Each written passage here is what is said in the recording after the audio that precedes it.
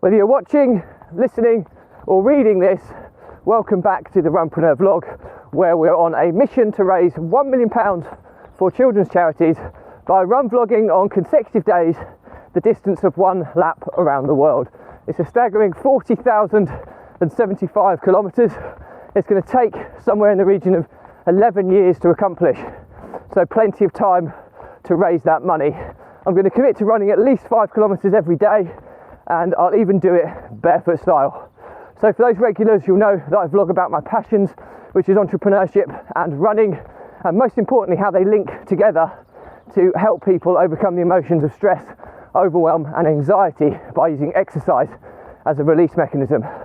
Now it's a decent enough morning. It's about 5 degrees, quite breezy, but okay running conditions. And it is Wednesday Wellbeing today, where we talk about all things well-being, mindset, mental health related. And today's topic is, if I want to be free, I have to learn to be me. So as always, please give this channel some support and give some some support by liking and subscribing to this, and let's get started.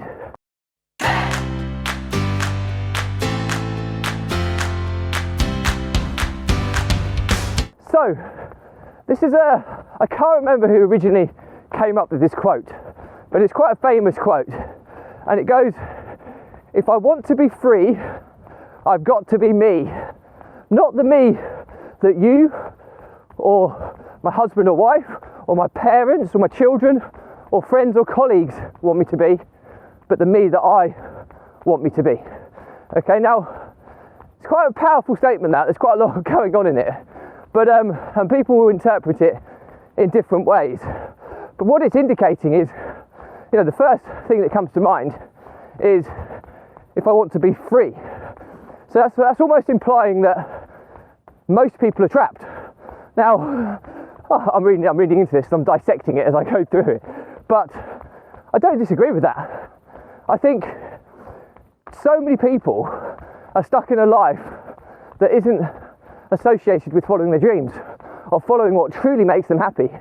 And I don't think that's always their fault. I think it's just they haven't had the chance or the opportunity to really dive deep enough and understand what happiness really means to them. And the reason I say this, it sounds pretty silly really. Well, they haven't had the chance. Of course they have. Everyone has the chance to think about what makes them happy. But life is so busy, and we all spend our lives 100 miles an hour running around, chasing this, chasing that, trying to provide, building a family, I've got a job to do, I've got education, all these things, you've got relationships to uphold, all these things kind of take over. And it's actually quite rare you get a significant amount of time for just you to dissect and understand what happiness truly means to you. And the reason I say this is I'm 39, okay, and I feel I've only really understood what this means to me probably in the last year or so, and I'm quite visual about this now, whereas I can visualize what happiness means to me, whereas beforehand it would be, I want this amount of money, I want this business, or I want this. And yeah, they are milestones and targets to kind of go for, but they're not what ultimately happiness means to me. I used to be extremely ambitious. I still am extremely ambitious, but I'm now more ambitious for my philanthropy challenges that I have kind of going on. I really want to make a difference to some people's lives who need it the most. Okay, and that's what I'm truly ambitious about. Whereas previously I was more ambitious about, I want this, I want more, I want to do this. And I didn't have a reason enough to do it. Okay, it sounds crazy, but people set goals and targets because they think they have to have one. And yes, I believe you do. But having the wrong goals and targets can also be at a detriment of where you're trying to go. And ultimately, a detriment of you being happy. So when I delve deeper in what actually makes me happy, when I look at my values, it's more about my family is the most important value in my personality or my makeup. It's making sure that I look after my children and provide a legacy for them to have the most opportunities in their lives, okay, and their children's lives. And I really want to kind of make that kind of stick so that I'm protecting future generations. And I also want to make as many crazily cool memories with them, okay, because my children are 10, 8 and 6. They're growing up really quick, and you know, we've already lost a year in lockdown, and I've had some hardship in my business life which hasn't allowed me to do things that I want to do. And I'm now at the stage where we're putting a big extension onto our home residence, which is going to make the home life really pretty cool. There's lots of kind of cool things that's going to happen for the family here, a new home. We've got 6 months worth of development to kind of live through, but that's another story. I want to take my kids on 4 holidays a year, 1 a quarter, and I want them to be I'm not hugely materialistic and lavish, but I want to be able to do things that they want to do and things that we want to do and create really cool memories, go and see some really amazing things around the world. Hopefully travel restrictions will reduce, certainly as we get to the latter part of this year. And that's really, really important to kind of do that. I'm not materialistic. I don't buy, I've got an okay car, I've got a nice house, but that's enough. And for me, there's not a lot of things that I want. I just want memories with my family, and when my kids move on, I want to be in a position where I can kind of spend 6 months away with my wife, travelling and seeing as much of the world as possible, and 6 months at home. And the businesses I've built are creating that platform to allow me to live this life, which is happiness to me, okay? And that's not for everyone. And then I've set up this running challenge to raise £1 million for children's charities. It's a massive, epic challenge, and that's my true passion. I can do that anywhere in the world. In actual fact, the more cool places that I choose to go and run in, and the more cool people I choose to meet, it's only going to help that challenge. So that's a big part of it as well. So I know I've gone off on a bit of a tangent here, but it's really, really important to go deep on what actually makes you happy. And it took me a long time, 39 years, to come to this realization. So my argument is yes, a lot of people are trapped. A significant majority of people are trapped, because if you ask them if they're truly happy, are they truly happy? And I would argue that in most cases that is no. So that's the first part of this statement. If I want to be free. Okay, the second one is I want to be me. Well, I've just gone through the importance of understanding what makes you as an individual happy. Okay, really, really important to kind of delve deep on this stuff. But the second part of the quote is not the me that you want me to be, or the me that my parents, or my wife or husband, or my children, or my friends or colleagues want me to be. I mean, that's quite a spectrum of relationships there. So the ultimate thing is not who anybody else wants me to be. Okay, that might seem a selfish approach. Okay, there are things that you need to do and take responsibility for. If you have your own family, if you do have a family, you know, you need to put family first, but not at the expense of controlling the destination or the milestones that you want to accomplish on your journey. And the problem is these stakeholders that I listed there, you know, people who are listening to this quote, for example, your husband and wife, your spouse, okay, probably the most influential person on your life, closely followed probably by your parents and children, okay, highly influential on who you are as a person, okay, and then friends and colleagues. They say the 5 people outside your family that you spend your most time with will have a huge impact on who you become. They'll either drag you back or they'll push you on, and you decide who they are. And the argument here is not to listen to any of them and to delve deep into your soul and understand what happiness really means to you. If you want to feel free, and believe you me, when you feel it, it's elation, it's like euphoria. You feel that you're floating as opposed to having the weight of the world on your shoulders. And I'll be honest, I love what I do. I love my businesses. I love what I do, but we constantly get ups and downs in them. There's constantly challenges you have to overcome. But those little knocks along the way are all part of the journey. There's no such thing as a perfect journey. But I wouldn't change that journey for anything. because I feel free, I feel euphoric. I was in an environment where I was highly controlled, previously, where I was a co-owner of a business, and that didn't work for me. I felt incredibly claustrophobic, and ultimately coming away from that was actually the best thing for all of the partners involved. But the point I'm trying to make here is that you need to be very clear in your mind what you want to be, and only you know what makes you truly happy. And there is an element of selflessness here, selfishness, here.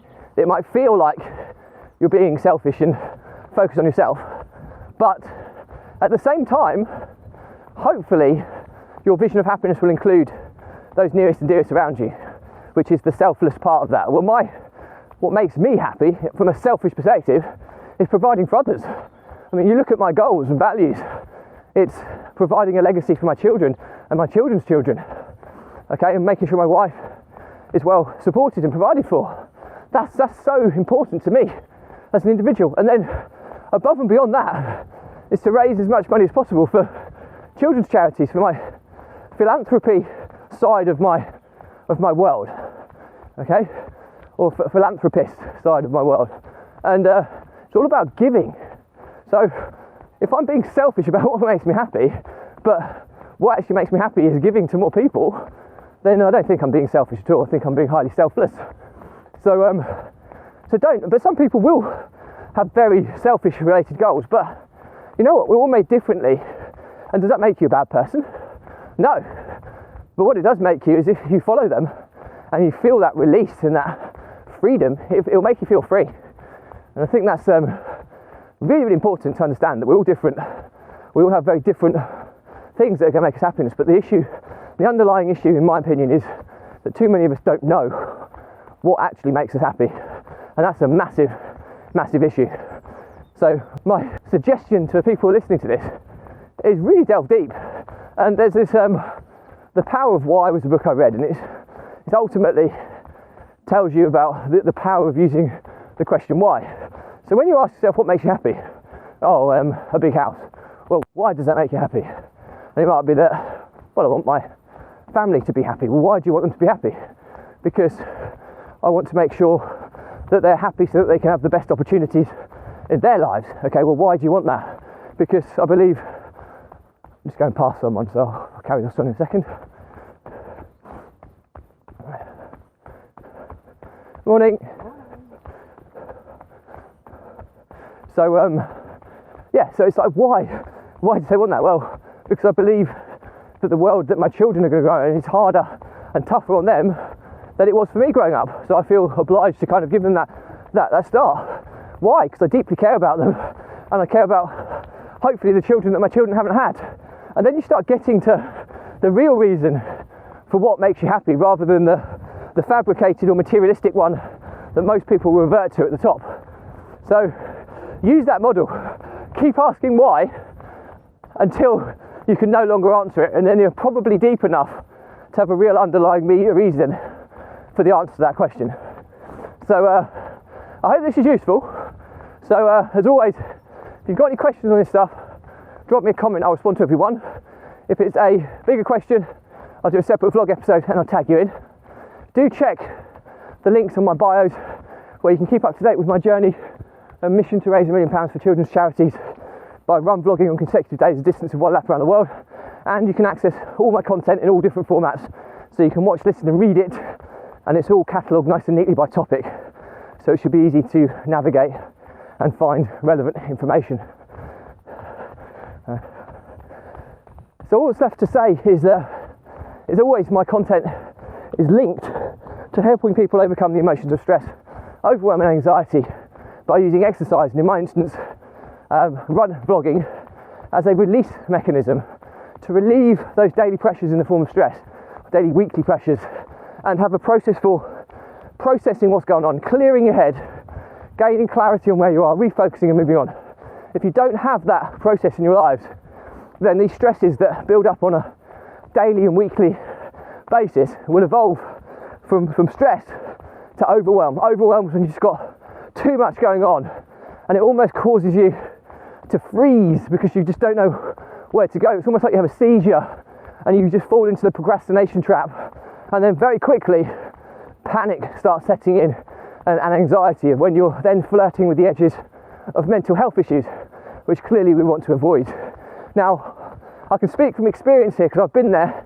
I've been to that anxiety level where I've lost businesses because of it. I've lost business partners, and I've almost been bankrupt because of it. And believe you me, it's a dark, dark place, and I wouldn't wish it upon my worst enemy.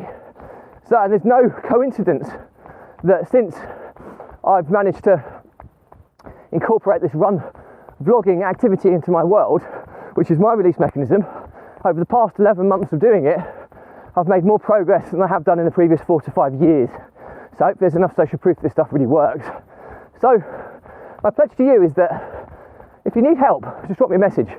Okay, there's no catch here. Okay, the Runpreneur vlog is not for profit. Okay, there's no monetary gain. We don't sell anything.